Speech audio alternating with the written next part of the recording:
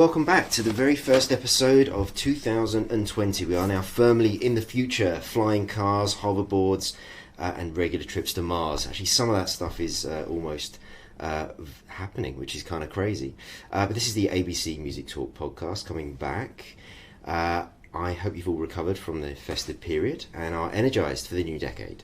I've already lined up a bunch of excellent guests for the beginning of this year, and this show is a perfect example of that, as my guest and I take a look at one of the fastest growing disciplines in the modern music industry, digital marketing and the content that is used to engage audiences. But for regular listeners, you'll know that I've got a little bit to read out regarding my sponsor, Rota.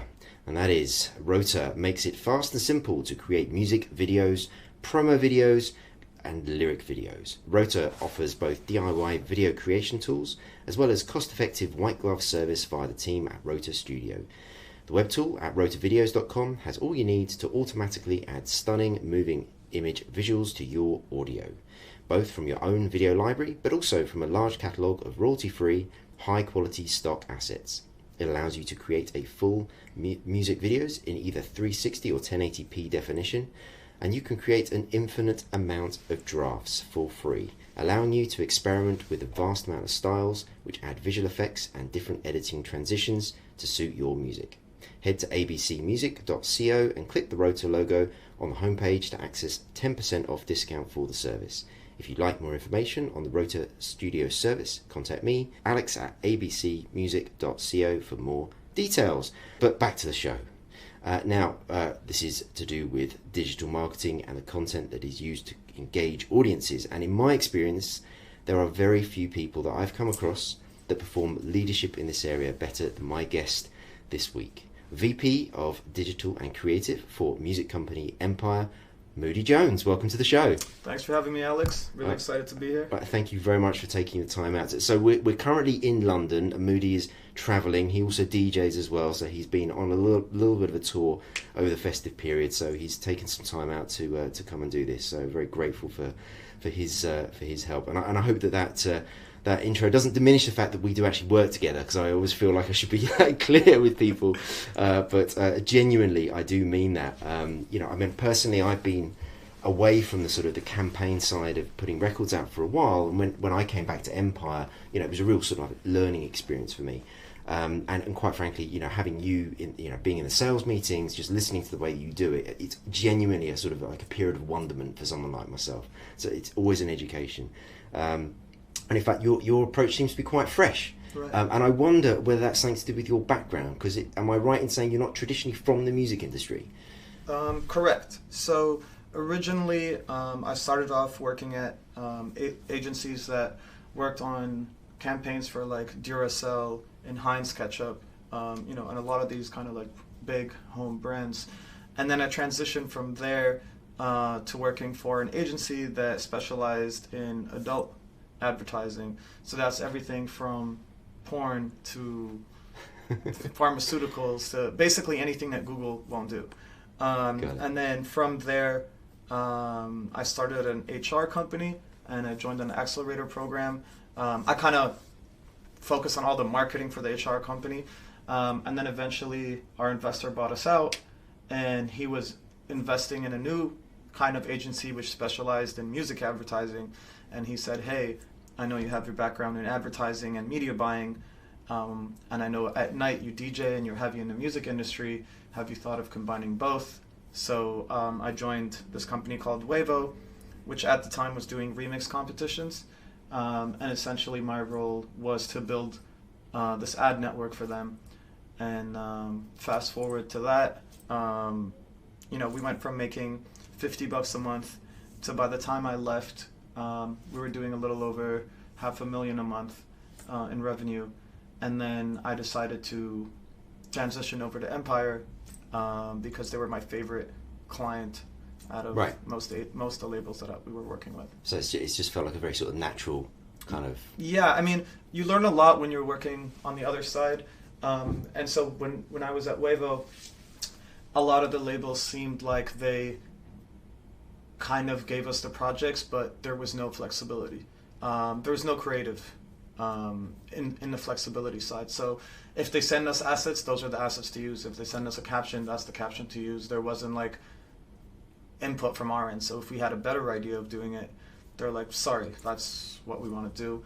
And Empire was the only company where I would say, hey, like, have you thought of doing this? And literally they would say, hey, if it looks better, just fucking do it.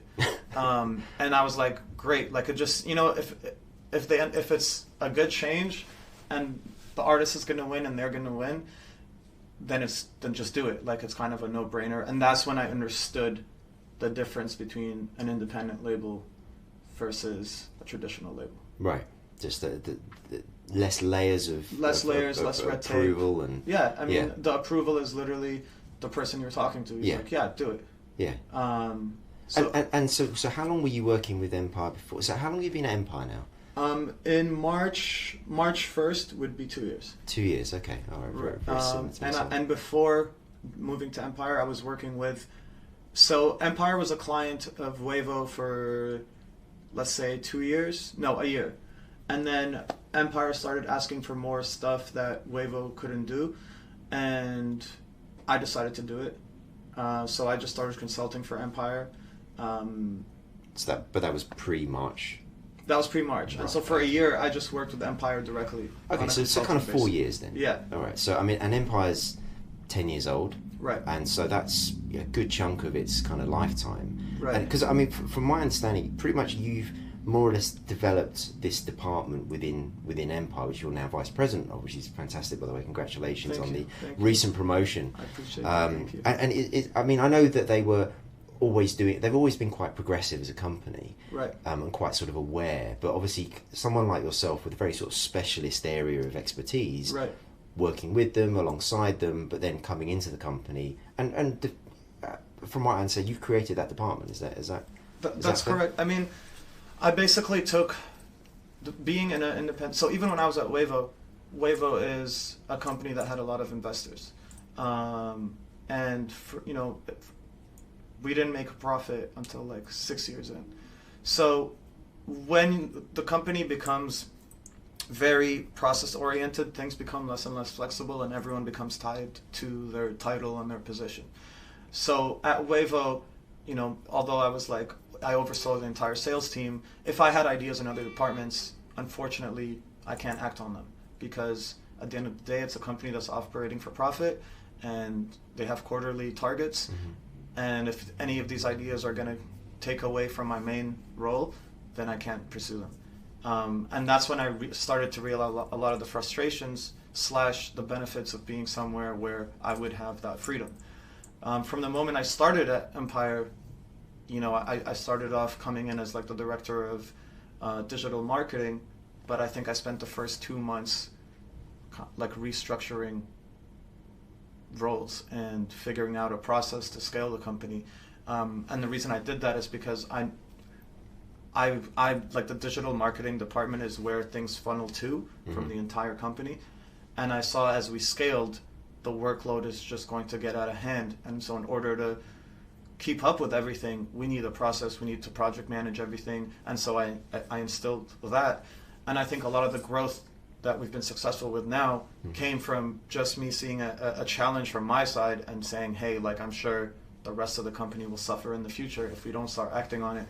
But other companies would not allow their employees to kind of go ahead and do it if you think it makes sense. Add those pieces in. Right. Yeah. And so, because now, I mean, there's been a bit of a hiring spree at the company. And, I mean, many different departments that kind of either fall directly under your purview or are directly related to, as you said earlier, things kind of flow into what you do. Right. So can you just talk through how some of those roles, like what are those roles and how do they look? Cool. So on our side, I think the way things kind of were very lateral at the beginning with all the teams, but then we realized that things will start to move faster if they went to the right team in a specific order. And so the design team kind of started to fall under the creative department. Right. And that's just because like the way things were is like design would usually get the requests from the artist or from the teams like, hey, could you make this for me? And then I realized that like this could be a lot faster if the design person was in the meeting prior, so they understand the project better. So then it's not like just make this, but it's like, cool, but I also have another idea on how this could be even better. Or during the conversation can be like, that's not a realistic thing to design. Yeah. And so, because I've used the word content, which I think is a kind of catch-all for perhaps some of the... So design is a part of it, and design would be creating digital assets, right? Predominantly, right? That's what we're talking creating about. Digital assets predominantly, but also these assets could end up transfer. So we could design something digitally that ends up becoming a mural. We could design something digitally that ends up being merch. Yeah. So it all ends up being tangible in the long run. The better the design, the more likely it is to transfer into something offline. The content, so the design stuff, the design team kind of links with the content team. Content team is more focused on what kind of videos, or it's mostly video side, honestly. What kind of videos do we want to add as an added value to our fans? So how can we teach our fans, more about the behind the scenes things? How can we show them the lighter side of artists? How can we introduce a new artist to a fan base? How do we, help launch an album? So the content team may or may not work with the design team. They're more focused on creating and narrating a story. Right. Okay. And so in the content team, you've got videographers. You've got strategists, you've got directors, editors, and then they may need the design team to help on logo creation or animations or, assets for promo, or, just ideas of how to make a scene work if they're trying to get something right. But part of it was you kind of pulling that together, and making sure that they're in the loop, if you like, right, from the beginning all the way through to the end. Absolutely. It's. I think it's more. I think a lot of my focus is kind of reverse engineering and trying to have marketing at an earlier stage of the process for anything. Right. I think the secret to a lot of companies, like Apple or whatever, is the marketing isn't something that's thought out after, but during production, how can we include marketing? During release, how do we include marketing? Even at the store, having a line outside, that's marketing. So how do we add marketing to every stage of the process, from buying to reselling to transferring? So I think that's what we're trying to do, is marketing not being, hey, the project's finished, here you go, now market it, but hey, while we're at the studio, let's figure out and that's why I attached the term creative to the title. Right. Because it can't be later on. It has to come, during recording. Maybe you can include the name of the song is this because it's going to be marketed that way. The reason we're going to have this line in the song is because we're going to use that to market it to that fan. It becomes a strap line. Exactly. Yeah. So at every stage, marketing is thought out, so then we can roll it out properly, instead of, here's the final product, now go sell it. Yeah, right. And so that's what we're trying to do. I know as we keep going, the marketing is going to keep going back in the process. And I guess some of this is also, I know kind of how people like Ghazi and Nima, the company, think about kind of culture that sits around, if you like, the old world view of we're creating products. Mm-hmm. But to your point there, you're actually making something to fit the environment that it's going into. And so that, I guess, it's got to work the way around that you're talking about. You can't just go and kind of sit in a a little office somewhere and create something and go, right, now try and sell that to people that perhaps don't want it. And that certainly that's kind of, that was one of the things that, it's not that I learned that at Empire, but that became one of the biggest sort of aspects to it. And and a lot of, I know it comes from Ghazi and how he thinks about the world. But to sort of see people like yourself as well, kind of sort of enhance all of that and really create that was really interesting to see, having just come out of an environment like Warner and others that where things are spread so much further apart, and they're not all connected, and they're not all sort of they're expecting another department to go and do something because that's what their role is, and sometimes it's very difficult because they've not been. And one point that we got to make sure that I think like the reason we're doing marketing so much, and we're trying to go back in the process and include it in the creative process, is because we deal with a lot of developing acts, and for the developing act, the marketing has to come. You have to find what it is that separates this product. Where is the competitive advantage? What really differentiates it? And so if you're at the very end of that, it's so much harder. Yeah. So that's why we try and go back as much as possible. If you have an artist who's an incredible brand name, by all means, here's my final product. Now go sell it. That's a different case. Yeah. But developing acts is something I've always loved. Like especially as a marketing person and a marketing professional, it's so easy to sell something with a big name. You don't really need if there's already a fan base there, if there's already an awareness, like, you don't really need me. Yeah. Like whatever the artist wants, by all means. If he says no marketing, by all means, it still works. Yeah. Like you don't need it. But when it comes to developing acts, and not just that, when you have to work with limited budgets, you got to be conscious. And like that money is like every dollar counts. And so I can't be, I can't be frivolous with people's budgets. And so what's the best way, what's the best bang for my buck? How can I make sure that we're really capitalizing on the most thing that differentiates that artist from everyone else? So being as involved early on and trying to find these different pieces that sets them apart is what's going to help a developing act break. Yeah, I mean, certainly my experience of working at Sony in the 90s was there was a lot of kind of cookie cutter approach to things like marketing. And it was kind of like there was a checklist and you just had to kind of do the stuff, spend the money because it was in a budget somewhere, right. And people expected you to do it. Right. Obviously, it's a very different world now, but that's presumably where you're really sort of finding your value. Right. And I guess the digital aspect of it is helpful because the possibilities are almost infinite. It's not just billboard posters that cost a certain amount to get, Right. Right. So you've mentioned the word strategy, and there are other, and I think we talked about that a little bit there, but the other sort of roles within it, ad buying, obviously the content creation we've covered. I mean, what else am I kind of missing from your immediate world, so to speak? I think it's, both understanding what your fans really want, what they're looking for, why they're even following you. And the other thing is like really understanding what kind of artists you're dealing with. Right. And I think that's something that a lot of people don't understand. So, how come you have 5 million views on YouTube, but you can't stream on Spotify for the life of you?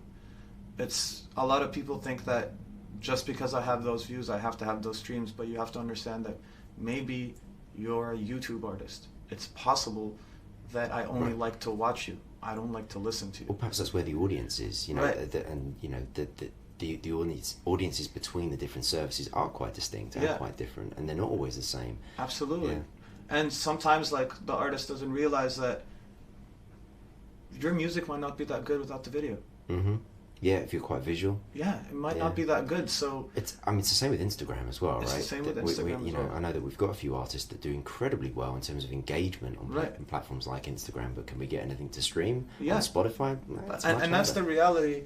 And that's one thing that Nima, who's the chief operating officer at Empire, is really vigilant about. Is like he really looks at, do you really have fans? Right. Not are you streaming? Yeah. Because you can be on a playlist on Spotify or Apple Music and have 500,000 monthly listeners this month, but how many of those are going to go to your show? Mm-hmm. How many of those are actually going to pay even $10 to see you? Mm-hmm. How many of those are excited when something, you know what I mean? You just have listeners, and most of the time monthly listeners are passive listeners. They're not active listeners. Right. They're people who press play, put their phone in their pockets, and they never look at it. They don't even know what artist. And all the time they're like, oh yeah, I know this song, I've heard it before, but they don't know the artist, they don't know the song name, they don't know anything. And those are passive listeners. And those aren't the people we're necessarily trying to earn as fans. Mm-hmm. We're trying to get the early adopters in the group of friends. The people that every time they get in the car, they play, like everyone in the car has to listen to the song. Those are the fans we want to get. They're the ones that refer artists. They're the ones that push people to go to shows.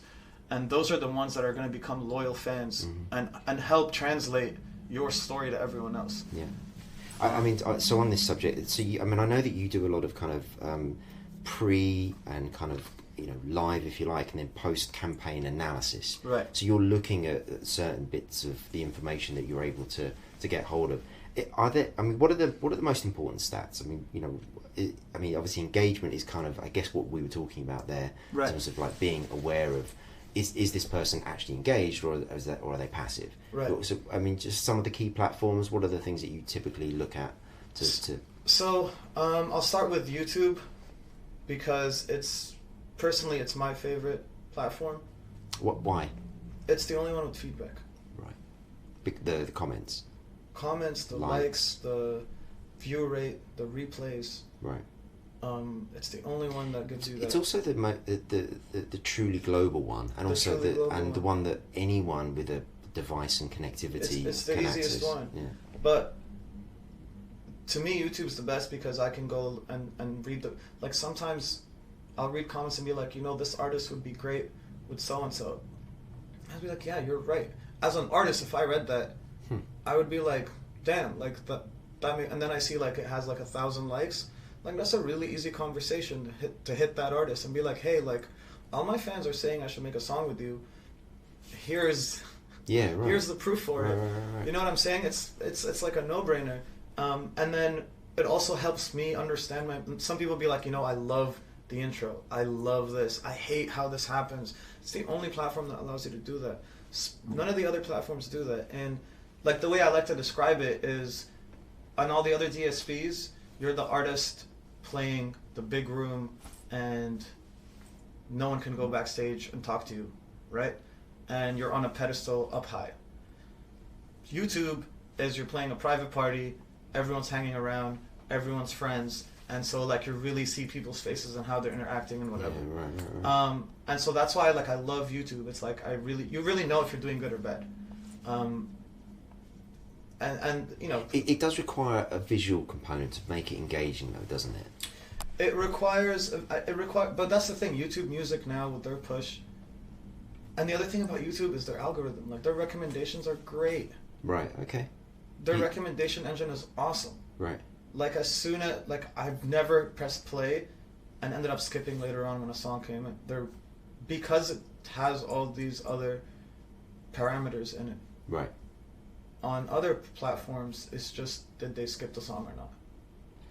I see. Yeah, so more data to feed the algorithm Okay. On YouTube, there's so many more parameters, so it makes sense. But going back to the values that matter. So for YouTube, for me, it's how many people rewatch the video. Okay. How many people? Yeah, because that would be a true indicator of, absolutely. Oh wow, that was really good. Let's go back and okay. And I think on YouTube the window is like 2 weeks. So if I know if I get 100,000 plays and 5,000 rewatched it, that's 5,000 real fans. Yeah. Those are real fans. Mm-hmm. Those are my power fans. Those are the guys that are going to support me. Yeah. I can count on them the moment I put something new to be the first people to listen to it. How many people watched another video on my channel? That's all. That means, like, okay, let's see what else you got. Yeah. And then they went through my, like, those are great metrics.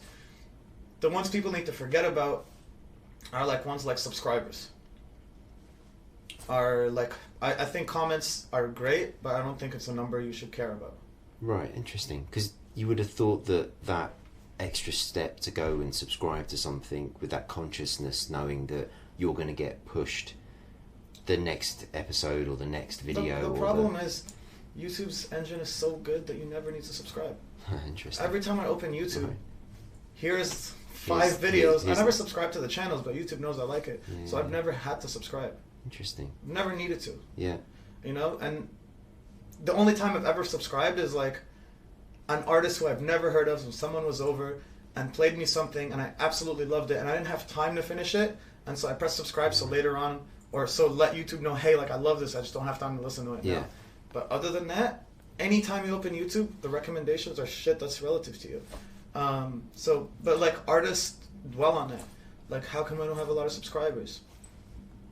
I don't think it's a number that you should care about. Comments too, like, you don't need a lot of, first of all, the way consumer behavior is now, most people use YouTube on their phones, on smart TVs, on PlayStations. You can't comment. There's videos I've watched thousands of times. I've never commented, and there's no way for me to comment.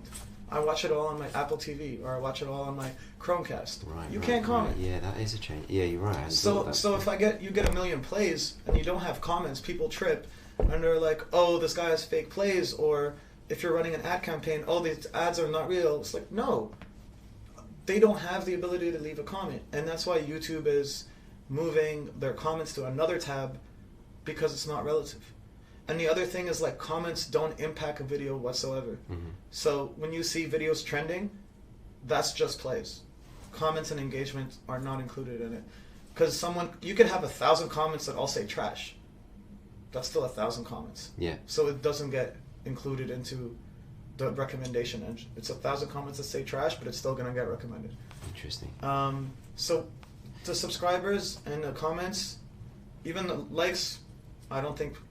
as an artist, you should care about these numbers. What you should care about is how long people watch the video. Mm-hmm. Did they skip? Because plays count after 30 seconds. So if everyone skipped after 30 seconds, chances are it's not really good.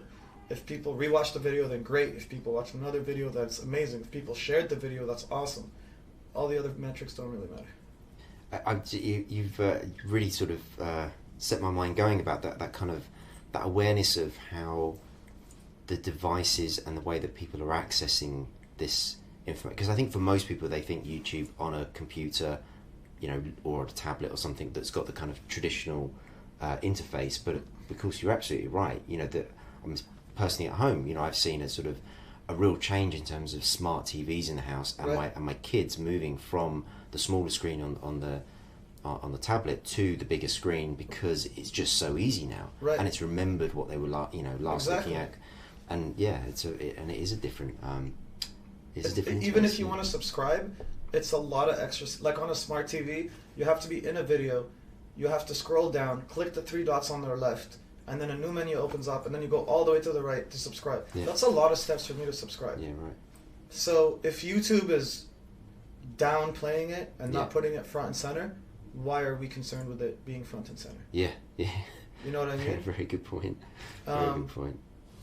And then on Facebook, on Instagram, it's always... And the other thing, Alex, is... I don't know anyone who watches music videos more than I do. I never comment on any video, unless it's a client or an artist. I'll never comment. All the comments are always either diehard fans mm-hmm. or the complete opposite. Or trolls. Oh, yeah, the complete opposite. Fans of the competitive artist. Oh, right, and they're just there to hate on it. Yeah. And then that sparks the conversation. And then, just, it doesn't make any sense. Why? I never leave a comment. Ever. And I don't know anyone who does. I've never met a friend who said, I'm the guy who leaves comments. Yeah, because it's kind of like just shouting out into the ether, isn't it? Because there's no real feedback loop, particularly. I mean, I know people can reply in line and create a thread within it, but... Unless the artist gets involved. Yeah. And replies to every person's comment, which I would love if artists did that. But... you do sometimes see it, but yeah. Especially for a developing act. Yeah, sure. They're like, oh, thanks so much for watching. I started this conversation by saying why YouTube is my favorite, mm-hmm. because of the feedback. Now imagine an artist, imagine you're an American artist developing, you have 2,000 fans, and then someone says in Russia, oh my god, I fucking love you. It's a lot for someone to go on someone's video and say, oh my god, I fucking love you. The least you could do is reply and say, I appreciate you. Me too. A heart, a knuckle, whatever. Yeah. It takes a lot for someone to leave a comment like that halfway across the world. But I don't know if it's an ego thing. I don't know if it's a time thing. Or maybe it's just YouTube doesn't... just an awareness thing as well. Yeah. I don't think I ever heard anyone from YouTube sort of say, oh, if you've got artists, you should get them on the platform and you should... I don't think they make it easy for you to reply. Well, yeah, there's that. You can only do it on a computer. I don't know any artist that's ever on a desktop. Yeah, I use it on a desktop, but only because I'm doing some work. Yeah.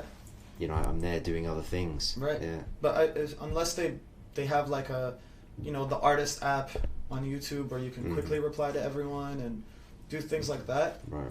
But I don't think any of these things are things of importance to YouTube. Some innovations clearly to come, perhaps. Yeah. I mean, they have... I feel like as digital became, certainly from the music industry point of view, like the format for consumption, whether it was downloads, whether it was streaming, I've seen the services get better over that period of time, and they do continually sort of... But then they'll change stuff. Yeah. And then they'll make something they'll make it worse. Right. But I think, at the end of the day, all these companies, they have to turn a profit. Yeah. And for a company, for like most of the DSPs, their success is measured by the amount of time they can keep a consumer on their profile. They don't get paid more or less when someone skips a song. They get paid more when you spend more hours on Spotify. So that's always going to be their main goal. Yeah. With something like YouTube music only represents less than 10%. That's music on YouTube. Mm-hmm. The other 90% is like gaming and how-to videos and makeup tutorials.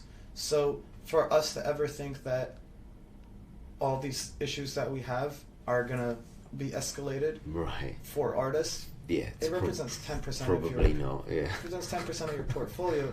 I don't think that's of the highest importance. Yeah. So focus on the big things.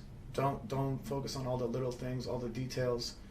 Just have good quality videos. Yeah. That's it. Don't worry about the numbers so much. And if there's videos till now that came out 3 years ago and are still getting recommended today, which I love about YouTube. Mm-hmm. Other platforms, other DSPs don't do that. Like the release date is part of the recommendation formula. Right. So if something new came out after your last track, or this track's just been out for 6 months, it won't be recommended next. It will only recommend things from the last quarter, for example. Which I think is like also an interesting influence of what it's doing to listeners today. I think it's taught us all to get bored of music quicker, and our attention has become shorter, and that plus platforms like TikTok is just dictating how songs are getting produced and what the format's going to be like and what things to say in songs. Yeah. And other platforms maybe just cover Spotify, as that's the kind of the main one that people kind of look at. Adds to library. What are the other kind of bits of metrics that you kind of would... Spotify, so on the other platforms, because they're just music platforms, you have to focus on what they consider as valuable. So for something like Spotify, for them it really is the skip rate. The lower your skip rate, the better the song is. And so what that means is, if there's a weird part in your song, you're gonna get skipped. Right. So weird bits being, if you have a long intro, right, I can't put you in my playlist. Yeah. If the playlist is, let's say, a gym workout playlist, and even though your whole song is called 1-2 push-up, but the song starts with 10 seconds of you talking, I'm going to skip it, so I can't put it in my playlist. Because the best playlists are the ones where someone presses play and never has to look at their phone again. Yeah. Even though your song is exactly made for working out, that first 10 seconds of you talking is going to get it banned from being on any of those playlists. If in the middle of the song, all of a sudden you stop and there's a guitar solo, there you go. I can't, because people are going to skip it right when that part hits. So, in a way, you have to make sure to capture someone's attention, but not take all their attention, because they want to listen to your music, but they're busy doing other shit. And that's the majority of listeners on DSPs. Those are the passive listeners. That's the music you hear when you're at a restaurant. That's the music you hear when you're at a store. That's the music you hear at a gym. It's a consistent flow of records that all kind of sound similar, and there's no surprises in the middle of any of these songs, because it will get my attention all of a sudden, but now I'm noticing, why am I listening to this? Yeah, right. Yeah. So the skip rate, I think, instead of monthly listeners, it's followers on Spotify. That's a really big. That's probably the most important one. Which is kind of like the subscriptions on a YouTube channel, right? And so it's a good example of perhaps how you've always got to look at these platforms differently, right? Because you were saying subscribers doesn't matter so much on YouTube, but on Spotify it does matter, because you can listen to a song.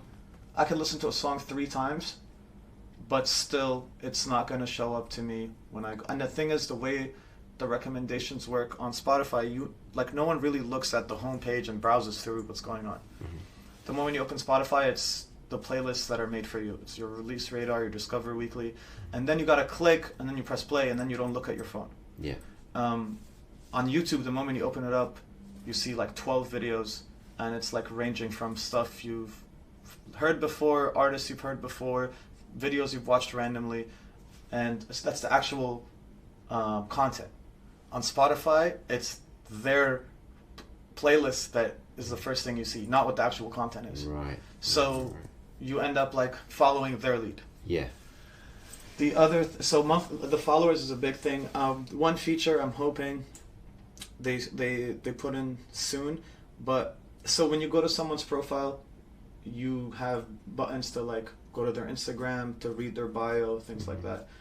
To me, that's the most important part. If Spotify can share that data, like how many people actually clicked on my link, how many people went and read my bio, I think that's way better than all that other stuff, because that means that someone was interested enough to go learn more about me. And Spotify does a great job of displaying that information. Like when I hear something, I'll be like, oh shit, this guy's 18 years old, or I can't believe he's from Kentucky, or let me go see what kind of following he has on Instagram. He or she just took so much of my attention, but he doesn't know that.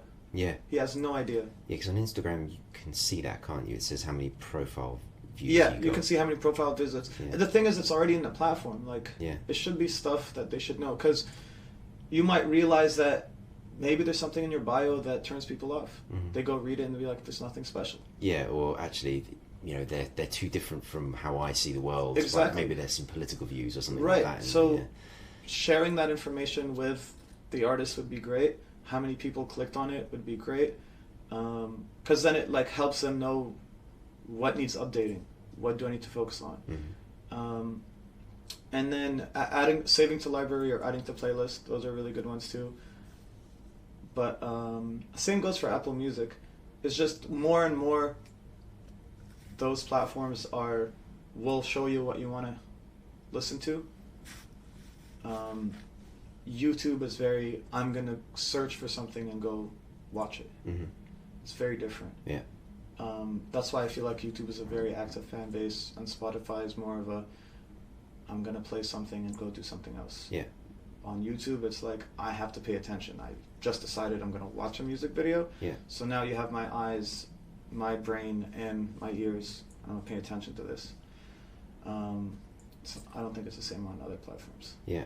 So from a marketing point of view, obviously we were just talking there about some of the ways with which you analyze success, I guess, is a good catch-all for the activities that you'd be doing in your role. I mean, I know that the company does a little bit of sort of like they test, sort of A/B test some assets. Just talk through kind of that process and just explain kind of, what you might be doing there. Cool.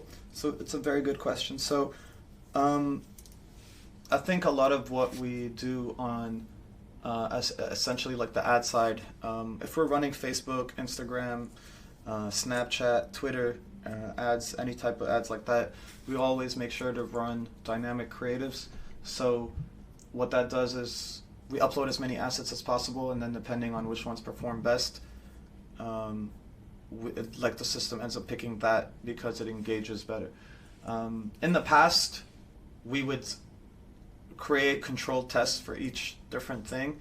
So for example, should it say listen now or learn more or sign up, like just the call to action, like what each call to action, how strong is that on the fan base? We would use, should we use the artist's face, the artist's artwork, the artist's name? But I think we've gotten to a point where we've ran so many tests and gotten similar results that now the only type of A/B testing we do is just the creative, because we know for a fact that having the artist name and project name in the very first 2 seconds is essential for it to succeed, because even if I skip your ad, at least I know what ad I just saw. You know what I mean? Mm-hmm. In the past, people wouldn't put their artist name, their title, nothing. Having creatives, the more creatives you can make, it's always going to factor into a campaign performing better. Even if I've seen your ad once, I might not click on it. Second time, I might not click on it. Most of the time, it's on the second or third time. If I got served a different kind of ad every time, I'm thinking there's a lot more to this project than I thought there was. And I'm interested to see more. So just having small things like that, it could be the exact same asset, just one's black and white, one's color. That's enough to warrant that there's a lot more effort into this project than I thought there was. Interesting. You know what I mean? Yeah. It's, you know what, even if you skip it, even if you aren't interested, sometimes we skip ads just because I'm just not in the mood right now. But if you give it to me later on, I will be interested. Like if you show me an ad for an artist, for a song or for a video anytime while I'm at work, I'm never going to have time to see this. Mm-hmm. Never. So like now we just don't run ads during working hours. A lot of the music videos we run, we focus on running the ads during peak hours of pregame or partying or after partying, because chances are if you're at home at 9 o'clock and your friends are over and you're all pre-drinking before you go out and you're trying to play a Rick Ross video and I show you a similar artist to Rick Ross, you're not going to be upset about that. And I think like we've gotten to a point where we've done so many tests that now we've gone to, you know, a safe place where we can make certain decisions without having to test them out. Yes, you're sort of answering my next question, which was kind of, are there parts of a campaign that you standardise versus always trying to kind of always be creative? Right. You're sort of answering that in the because you've learned so much about perhaps a particular audience type that actually, we'll do that again and again and again because we know it works. Yeah. So a lot of the agencies, they have, well, most companies, they have a process called customer success. Right. And so what that entails is communicating with the client to show them that you're working so much that they feel that by the time the campaign ends, they've worked so hard that now they deserve their margins. And that makes sense a lot for a lot of companies, especially when you're working with acts with budgets that won't affect them. Mm-hmm. With developing acts, when I used to work in the past with different companies, with a lot of developing acts, I felt guilty.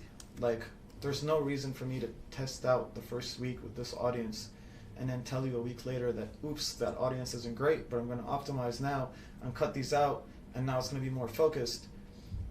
You know, you just cost me like an extra 30-40% of my budget. Right. You testing out to figure out what makes sense. I could have told you. Yeah. You know what I mean? Experience. Common sense.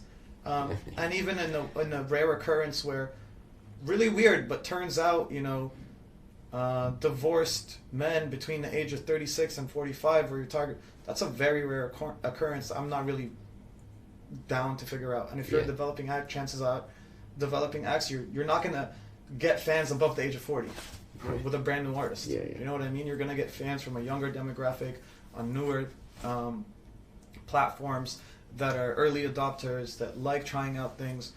It's always going to be the case. So nowadays, it's even like when in the past, like we'd ask our artists or management teams, like, you know, give us a list of similar artists that you think your fan base is similar to. But it got to a point where I was like, why do we need like 10 artists? Like, let's just focus on 2 or 3 and nail it. Because those 2 or 3 are the closest to you, and they already have a fan base that's big enough. And so if you just focus on those 3 artists, and you can just get 10% of them, that's great. It's better than focusing on 20 different artists and you getting 10% of that, which is, you know what I mean? Mm-hmm. So I think it's more about niche targeting, but it has become standardized. Mm-hmm. Yeah. But, you know, the mistake that a lot of people make is like when they want to, like any hip-hop campaign, everyone has Juice WRLD, Drake, Post Malone, Lil Uzi Vert, and they're targeted. For example, those are the most generic artists you can possibly have with the biggest fan base you can possibly have. You just listed every American, right. Canadian, British hip-hop fan in the world. Yeah. That's not good. That's not a good campaign. If you just found artists that were slightly above you with a bigger fan base, those are the fans you want to go over, because the chances are the people that like that artist that's slightly above you, if you compare yourself to Drake, if I'm on YouTube, I'm trying to watch a Drake video, and instead I see your video, I'm fucking disappointed. There's no way your video in any chance in hell is going to look anything as good as Drake. And my expectations were set on Drake. Yeah. So I'm annoyed at you. Yeah. Why are you making me watch this? Got it. So if you focus on artists that are slightly above you, then you're in comparable mode, then my expectations are low, and then I'm impressed. Then I'm like, oh, damn, that is pretty close to what I wanted, or even better, and then you become a fan easier. Interesting. Because platforms like Chartmetric have that benchmarking aspect, don't they, where you're kind of listed alongside your other artists. Very good tool, and I think Chartmetric provides so much data that people just get to a point where they're not sure what to make the most out of it. I don't know if they even have that, but if they can just be like, hey, for marketing teams, these are the only stats you should be looking at. For content teams, this is what you should focus on. For social media teams, that's what you should be looking at. Very interesting. That would be cool, just like changing the layout of what I'm looking at based on what team I'm on. I'm due a call with Chaz Jenkins from Chartmetric, so I will ask him about that. Yeah. You've mentioned budgets just a minute ago. I mean, from my understanding, is digital marketing budgets have risen quite a lot, in part because there's many more opportunities now, influencers or new opportunities within DSPs. Growing the social kind of aspects to it. I mean, so how do you find you're coping with managing that with the artists, with the labels, with the managers, or whoever it is that you're kind of interfacing with? So at Empire, our role is always to support and advise the artist. We'll provide the guidelines, but at the end of the day, if an artist wants to do something else, that's completely up to them. Right. I'll always say that, you should be spending all your money on marketing, because if you put out your content right now, whatever it is, there's so much music more than ever, there's so much videos more than ever, there's so much noise more than ever. If you don't market it, it's just going to disappear. Yeah. And because of the way all the DSPs are, once a release is out and it doesn't gain traction, it's just gone. You're better off taking it down and re-releasing it 6 months later and doing it properly. Right. And that's why a lot of people in the music industry love TikTok, because it's the only thing that's bringing a lot of these lost opportunities where we fucked up on the marketing. Is brings it back to life, and then you get a second chance to market it again. That's why a lot of people in the music industry love it.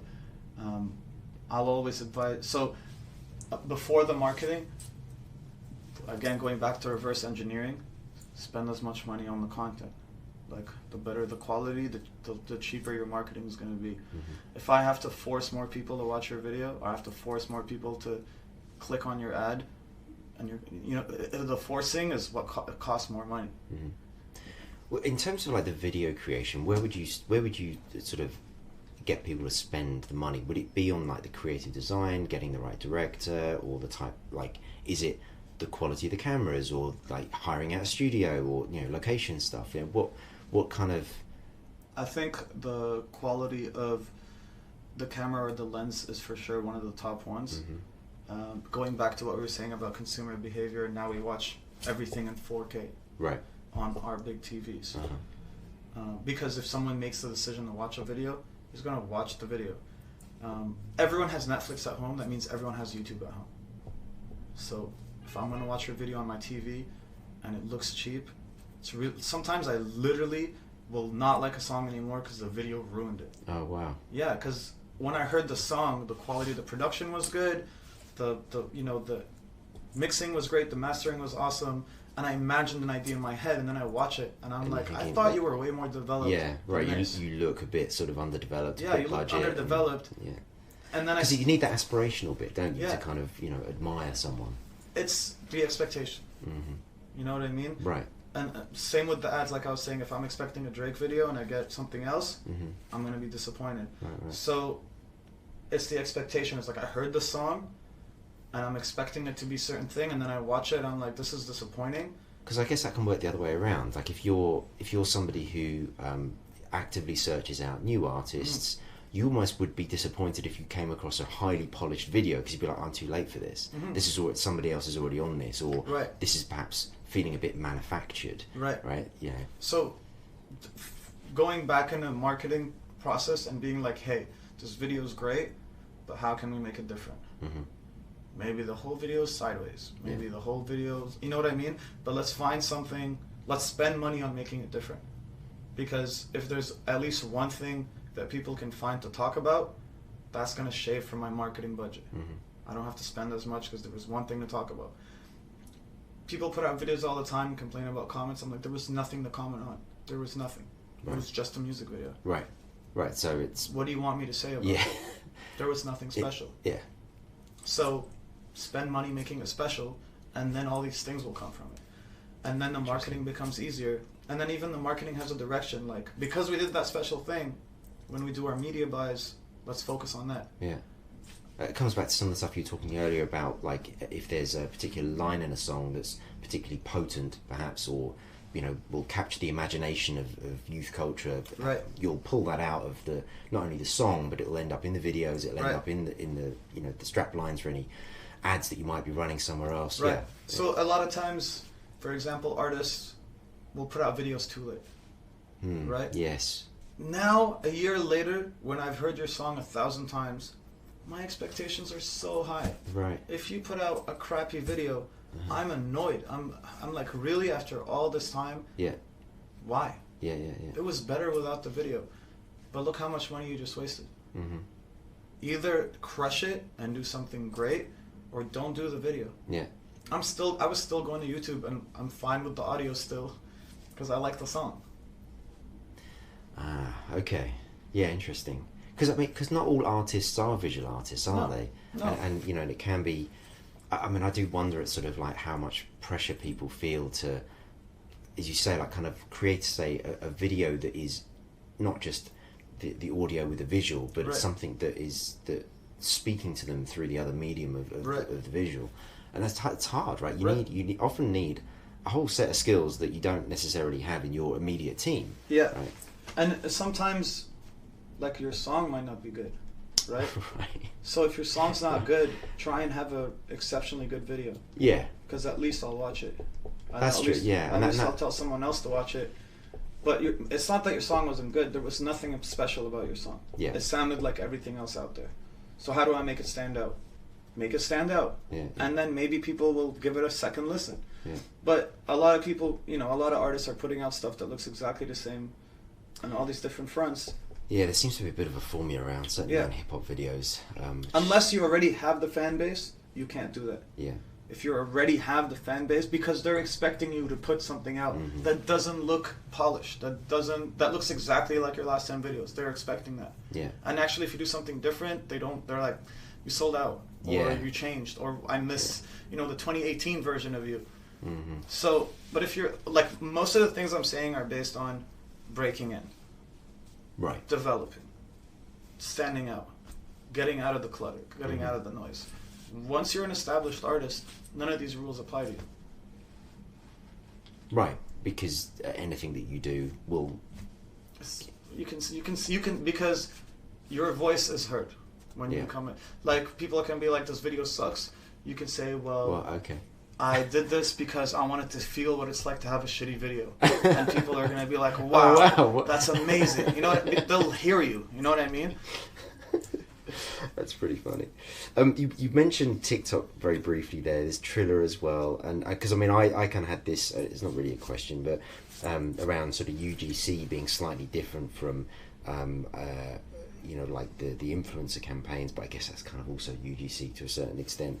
But I mean, these are like new platforms that are appearing that, as you said earlier, the music industry is now excited about because it's doing something different for them, but also for the audience it's different, and another way with which your role at Empire you've now got to suddenly become the expert in. Right. I mean, in terms of like those UGC platforms, like how do you help connect the artist with the audience using it? Like, what are like good, tried and tested kind of things that have worked well in anything that you've done so far? On the UGC side? Yeah. Like, I mean, TikTok being the one that people think of that's new, and obviously Triller being something very similar. Right. You know, have you found any sort of things that have worked well so far? I know it's new, but for on the TikTok side, what I like, even though I might not, TikTok is a very creator first platform. right. So which puts me in an unfair advantage because I don't create as much content. But the way I could be good at it is by spending time on it and figuring out what is good content on TikTok and what is not. So then I can help identify, not only when I tell my artists that they should be on TikTok, but what is something good on TikTok. And then TikTok on its own has its own trends. Like all of a sudden people are using certain lenses, or people are using certain editing tools, or so knowing these features also help us when we're coming up with marketing campaigns. Like, could we use this feature? Could we incorporate this lens? Can we talk about it, period? Like, the lyrics to a song could say something about that, and then everyone on that platform will want to use it. Like, if you had a song now called When I Wake Up Monday Morning, guess what? Everyone on Monday morning, when they post their TikTok, are going to use that song because it fits perfectly. And it's funny because we were just talking about Spotify, and I just realized that is like, you want music in the background not to take away from someone's attention, but just to be in the background. Yeah. And for a lot of TikTok, it's just finding the right background music. And the easier it is for me to create the content with it, the easier it is for more videos to be out there. So Wake Up Monday Morning, everyone's really good at waking up Monday morning. It's really easy to use that song. So even when you're naming a song, maybe think about, how can I make this an actionable from thing? a search point of view. How do you make it something actionable where when someone's looking for anything to be in the background, it's the first thing that's going to pop up. And also, again, having the hook at the beginning, because of the way that the audio is dumped onto the screen, first of all, it typically just sort of lands at the beginning. The first 30 seconds, and then, if not, you come up with ideas of what you want people to do. And then you can do it yourself, or you can find content creators and be like, hey, like, would you be down to do this? And sometimes that's all it needs, like, to push that first domino, and then the rest falls on its own. I mean, some artists are going to be quite engaged with these platforms, like, just naturally, because either they're genuinely part of that kind of user demographic that those platforms are targeted at. But for some of the other artists that perhaps maybe not always age, but like sometimes it's, you know, they're a bit older and they're just not really, and they're kind of like looking at this going like, how am I supposed to? I completely understand that. I mean, I'm in the same boat. I was just in the meeting before meeting with you, and I was very frank. I said, I know it's really hard. It's, you know, first of all, your ego. It's like, I'm this person who has 1 million followers on Instagram, and now you're asking me to go on a new platform where I'm going to have 0 to start. And what if my content isn't good? What if people don't like me? What if it's not as good as other people? It's hard. It's really hard. I totally get it. So find someone to do it if you don't. But you have to do it. You've got to do something about it. Are you finding more kind of downward pressure that way at your role at Empire, because there are these new platforms turning up and it's like, we've got this new album out, Moody, can you figure this out on? 100%. And it's crazy because now it's easier than ever to become an artist if you're a big TikToker. Because you can cross it over. Because you can cross it over. Like, that's what we were talking about. Like, the thing about TikTok fans is instant gratification. If you have, and like, people that follow certain people on TikTok, they engage with their content right away. So if I put out a music video and I say go check it out, the moment I say that, all my TikTok fans go there, leave comments, likes, literally all the comments will be like, I'm here from TikTok. Hundreds of comments, right? So you just use TikTok to manipulate YouTube's algorithm to think that you're a big artist, and now all of a sudden you're going to be recommended everywhere, and it's all this was just because you built that TikTok fan base first. They're so quick. You're talking about people in schools, you're talking about people with free time, you're talking about people that are so deep in that platform that, and they're proud. People on TikTok are proud to be on TikTok.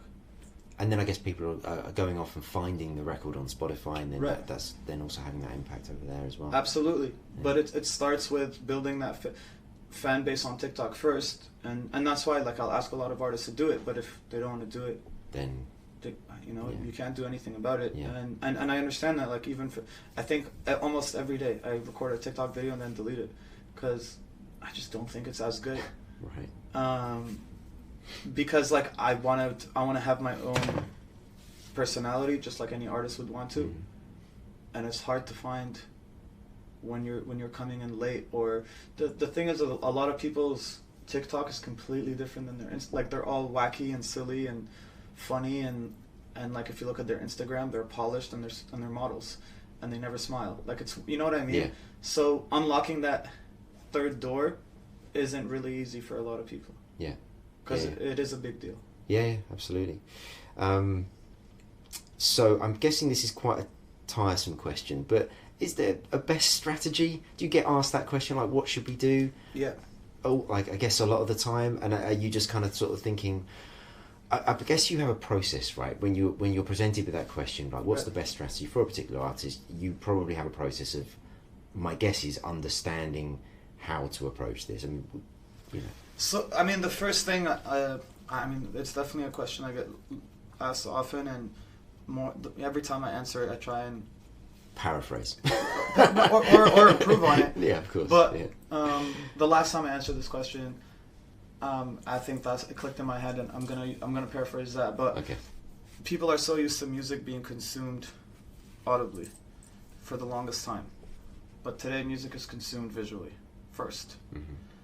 What that means is most of the time people's phones are on silent and they're going through their feed, and so my first interaction with you as an artist is a picture or a video or whatever, but it's on mute, right? Or it's a static image. It's just your artwork. Yeah. So if our very first impression is something visual, that needs to be worked on the most. Interesting.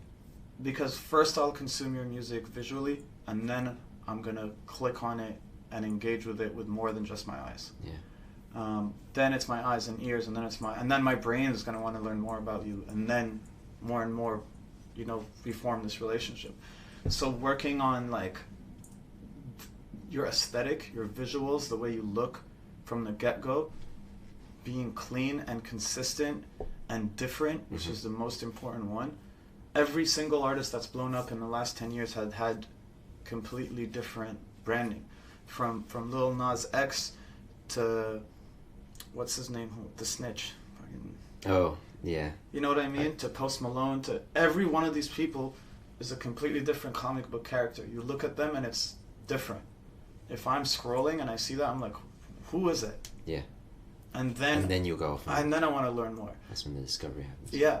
And so work on that first. And I think a lot of people do it offline very well, but online don't do a good job. Right. Like, I'll see people in the street or come to the office or meet them in person, and they look, everything about them is great. Their personality, the way they talk, their clothes, the way they move. But then online, none of that translates. It doesn't seem to, yeah. Doesn't translate. Yeah. And vice versa. Yeah. Right. Yeah. So that would be like the first thing you want to work on, and then from there, make sure your music's good and all that. But again, it has to match. Yeah. Like right now, if anyone wore a cowboy hat, the first thing they think about is Lil Nas X. Yeah. The only person that got away with it was Diplo, but everybody else, that's it. Anyone who tries to do it, you're automatically copying it. So maybe don't. Maybe don't. Yeah, do something else. Like face tattoos. When they first started, like 10 years ago, it was like, whoa, look at this guy, look what he just did, and they're like, literally, rappers became famous for doing it. But nowadays, it's like whatever. It's just another face tat. Yeah. So, but find something else. Doesn't have to be physical. Even just the way you write your name, the way your artist name is. Right. Maybe your face is always hidden, but there's always like text on. I don't know, but it's just throughout time, that's always been the key to success, is standing out. From people like Daft Punk and Deadmau5 to people to The Weeknd. Yeah. It's always been, curiosity and appearance. Yeah. And now more than ever, it's become relevant because appearance is the first thing you see when you consume music. So it's interesting. So the answer to the question about best strategy was nothing to do with, oh, you've got to have an advert on YouTube and you've got to do. It's nothing quite as systematic as that. I'm saying first impressions. Yeah, no, but and it's like, I think probably for my listeners, that's probably something that they're not necessarily thinking about, especially if they're in education and they're being told, you've got to learn about this and you've got to learn about doing, operating this platform or whatever. But take that and apply it to all of that. So yeah, of course. Yeah. On a YouTube advert, that first 2 seconds. Mm-hmm. On a Facebook advert, that first 2 seconds. On an Instagram, that first 2 seconds, because that's as much free attention you'll get from someone. And if you don't wheel them in right away, no one's going to see the rest of it. Mm-hmm. That first 2 seconds is all you got. That's why I was saying how you have to have the artist name and title in the beginning, because even though they skip it, at least you got them to know the name, But apply that to every one of the platforms, right? Like, no one has time anymore for shitty content or content that's not personalized for them. That's why people skip ads all the time, because the targeting is shit. Yeah. You know what I mean? You have companies with huge budgets who just, like, you're trying to watch, a Tyga video, and then you get a car commercial. Yeah. I don't understand who in the right mind has clicked on it and went and bought the car. Yeah. But they have so much budget that they target everyone who likes hip-hop music. It's stupid. Sort of uniformity of message, isn't it? It's just by all means, it makes my job easier, because when I do my job the way I'm supposed to, they're surprised. Right. And then they'll leave comments like, holy shit, that was the best YouTube ad I've ever gotten. Yeah. No, it's not. It's just an ad made for you. Yeah. Everyone else just does stupid-ass targeting. Love that. So we're getting towards the end, I think. But I just wanted to ask, thinking about your role, what sort of advice do you have for anyone who's thinking about, getting into this? Because one of the things that struck me recently was whenever I look at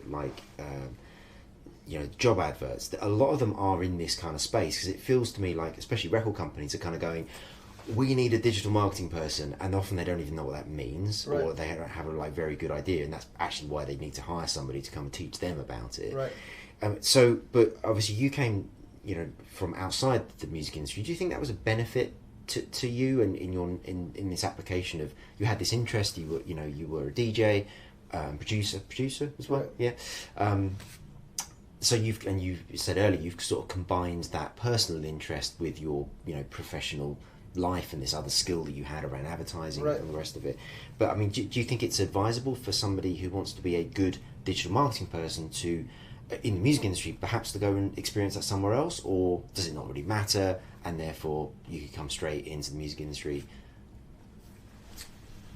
On the digital marketing side, I think if you came from outside the music industry and decided to join a label, you're going to be at a handicap, because you're going to have to do a lot of, let's call it A/B testing, before you become good at what you do. Mm-hmm. And I'm not sure necessarily if you'll have the luxury of having that time to A/B test and experiment and do mistakes.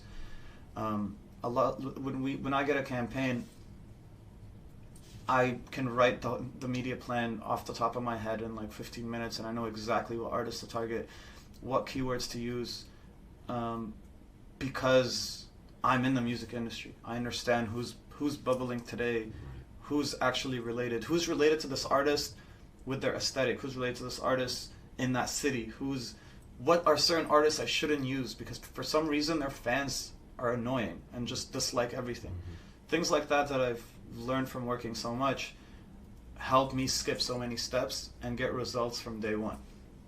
So I would advise them, I think it's better to be in the music industry and then learn digital marketing. I mean, our team, it started off by finding the right team members that were already part of Empire that I felt were coachable and were able to understand things quickly and take instructions and work on their own from there, and then they became digital marketers. I think the skills are easy to teach. It's the intuition that's hard to learn. And so being in the music industry is what's going to help you. Brilliant.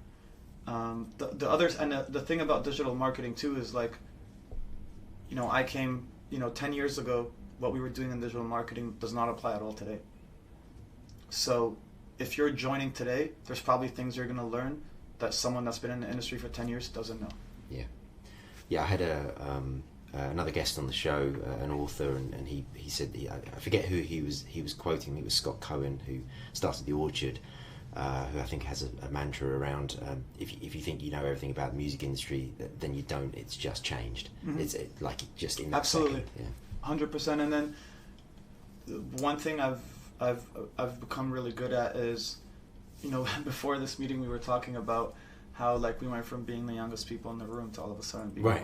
So I like to make sure that I'm surrounded by younger people. Mm-hmm.